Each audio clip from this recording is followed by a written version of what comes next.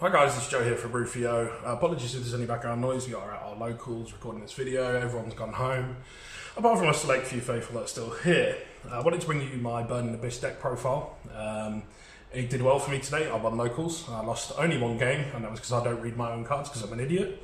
But yeah, I just wanted to show you the video, the changes I've made since we took Malicious out. The new ban list has changed a few things.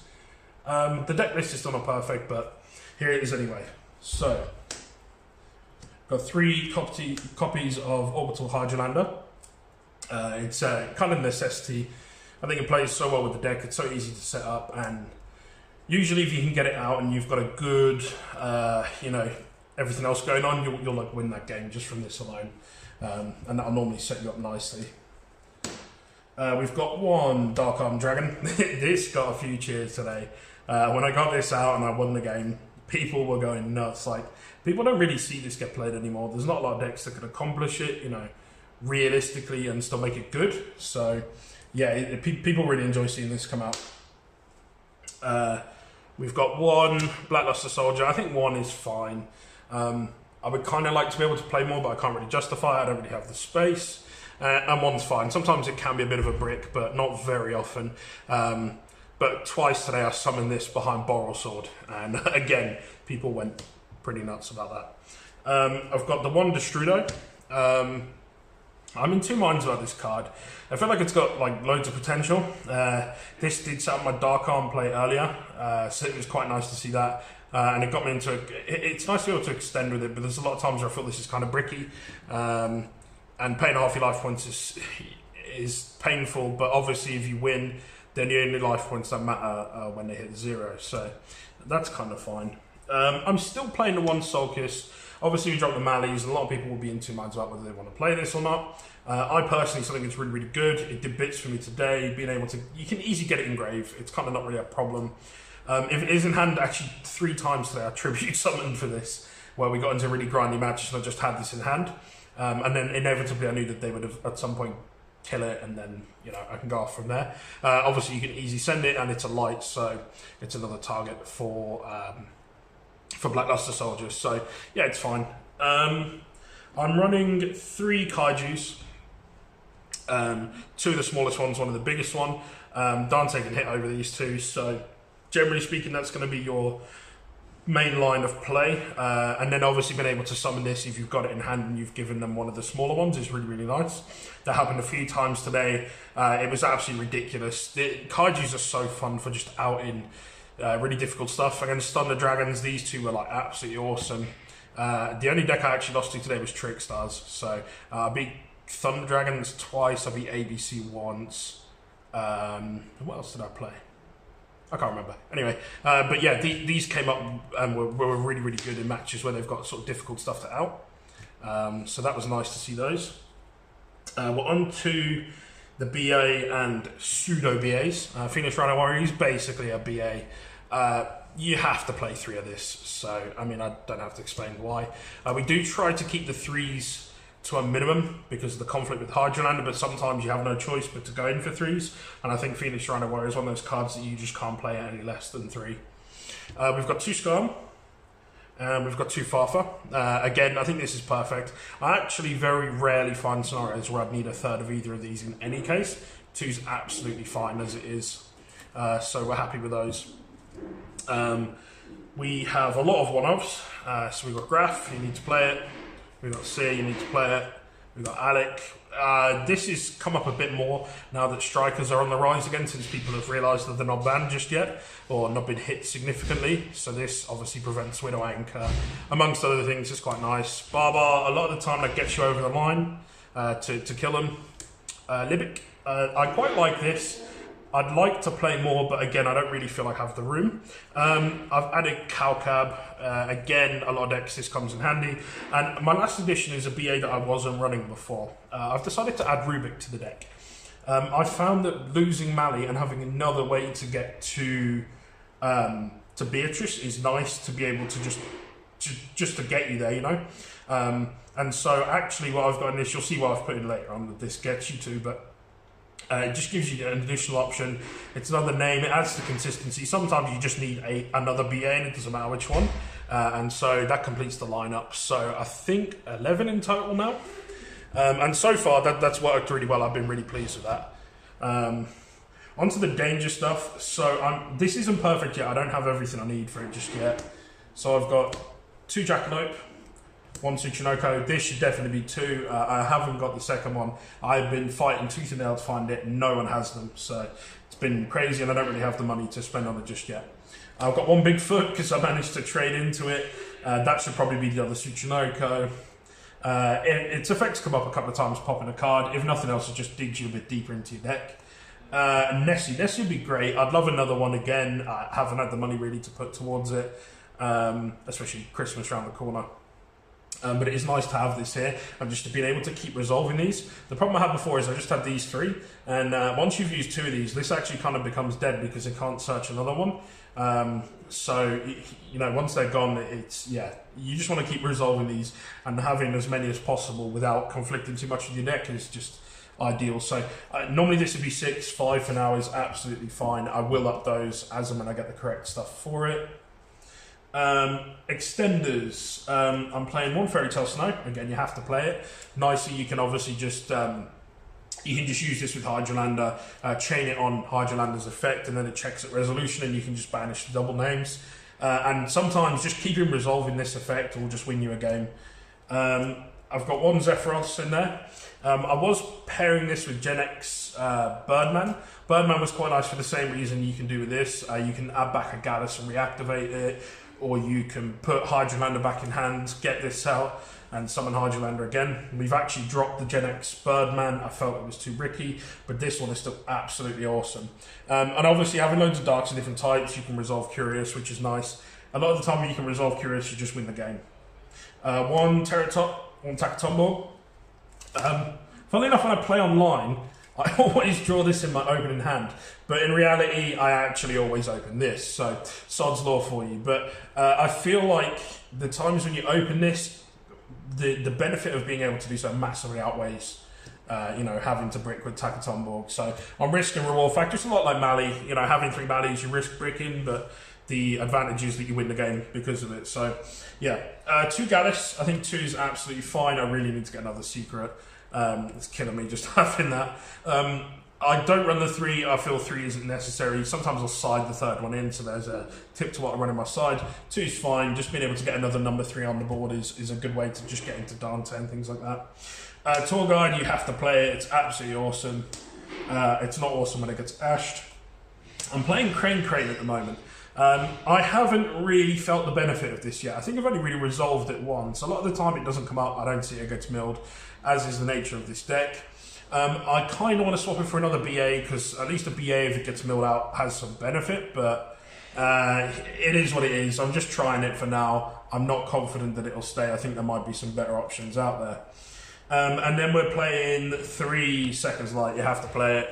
Absolutely the best variant of the deck, no doubt about that in my mind. So we're happy with those. That's the main deck anyway.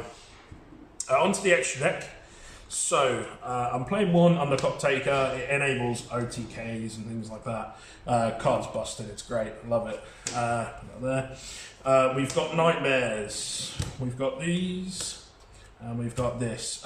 Sometimes I feel like I need a second one of these, just to keep, get my plays going and things like that. But two of any of these hasn't really come up too much, and I feel that this is kind of the right ratios. This very rarely comes up. I understand that a lot of people play this and then they put Beatrice behind it.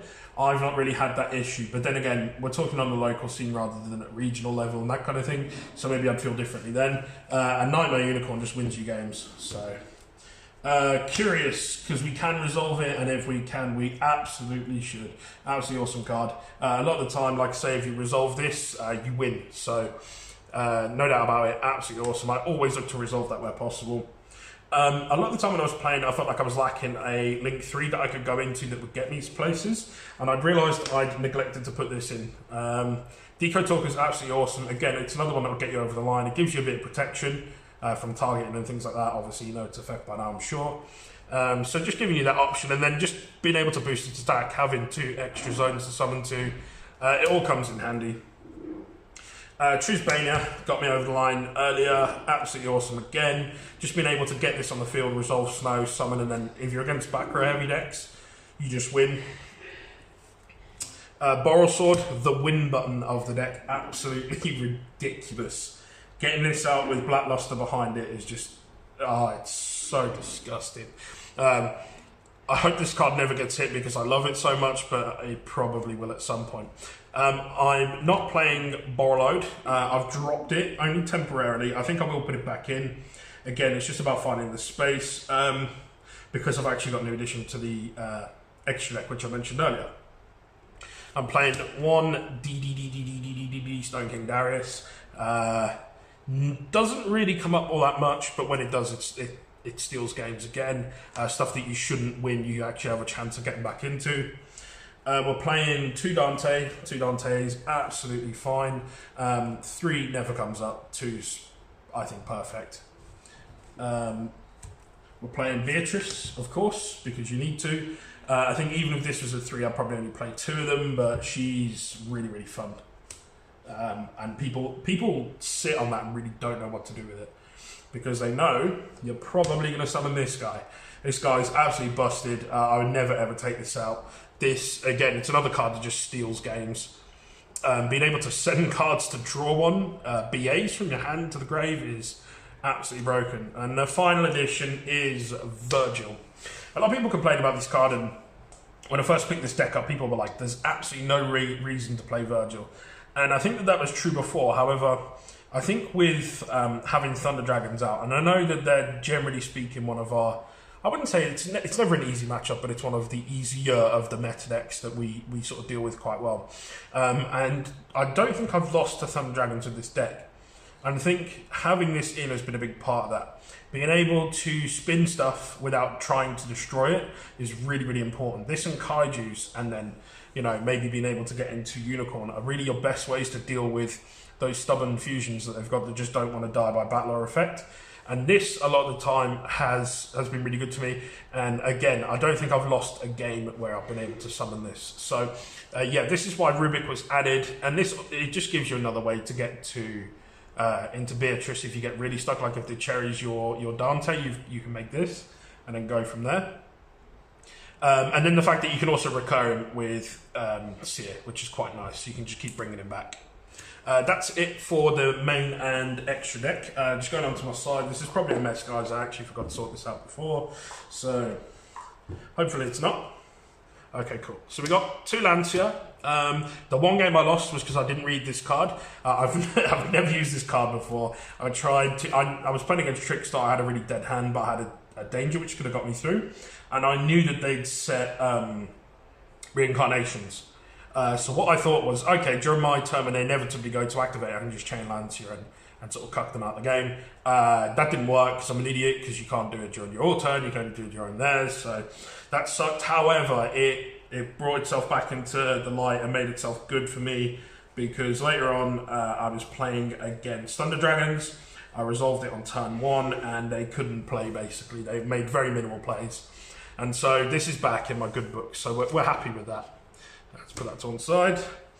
We've got Triple Ash. Again, there's times where you just have to drop the Hydralanders because stopping your opponent playing is more important than resolving a Hydralander. The same with draw. There are times actually where I'll just side in 2 if I feel like the deck does quite a bit of searching that it needs, but not decks that just grind through the search, and ones that just do a little bit. And sometimes you can go with just playing 2 of each of these. But you do risk, obviously, not drawing into those. So ideally 3, but, you know, you have to do what you have to do, so that's fine. That's it for hand traps. There's 8 hand traps in there. I'm running 1 Gallus. Again, going into time, I'll tend to side this in. If there's times where I feel like I'm not getting into my other stuff quick enough, like my BAs and things like that, then I'll sometimes bump it up with that. It's just another extender. We've got 2 Pancratops. I sided these in once, I didn't see it. In theory, it's really, really good. Stops floodgates, that kind of thing. In fact, it's kind of anything you want it to be because it can just pop anything. So it's kind of good for that, especially because we tend to just try and go second wherever possible. And on to the final cards. I've got triple twin twisters. Back row heavy decks, you need to beat them. And card destruction is going to help you get there as well, get to these. There are a lot of people out there, especially with the more popular lists out there, where people are running red reboots. I think I'd like to run those. However, I find that I'm not really struggling too much at the moment. I think if I was to go to a regional level event, I would have to find the space for the reboots. But for now, this does the job for me. Yeah, I think it's fine because of that. So that's my updated Burning Abyss profile. Like I said, there's still some work to be done. There's still a lot of unknown at the moment because we've lost our mallees and that kind of thing. But yeah, it'd be really interesting to see how the format shapes up. So far, I haven't actually missed Mally as much as I thought I would. It was a great card, but you just shove in more extenders. You have to weigh up as well when you're playing them whether what Mally was actually doing for you. So there's a few people out there playing like Bulb and that kind of thing. I'm not sold on the idea of Bulb amongst others, but you know that's how it is.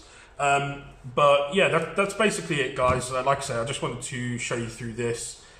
Through the deck, just give you an update on what I've done. Hopefully it'll give you some ideas if you're interested, or maybe you're thinking about picking up the deck. It has been rising in popularity. That's my profile, that's what I use for locals, and it's been working good for me. I'm really looking forward to taking this to some tier 2 events in the future, probably early next year.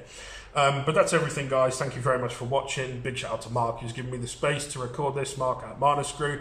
You should check him out. Find him on Facebook, like the page, all of that exciting stuff. Yeah, thank you again for watching. Don't forget to subscribe. Check out all the links in the description if you want to follow me in some other places. We finally hit that 100 subs mark, so we're really excited. I can start getting some of these printed off. I've now got a custom URL, so you can now find me at youtube.com/RufioYT. Exciting stuff. Thank you very much for watching, guys.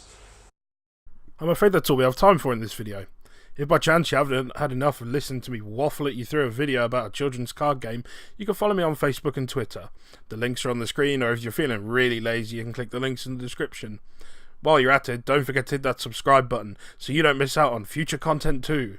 It'll make me smile, I promise. And who can ask for more than that? Thanks for watching, see you in the next one.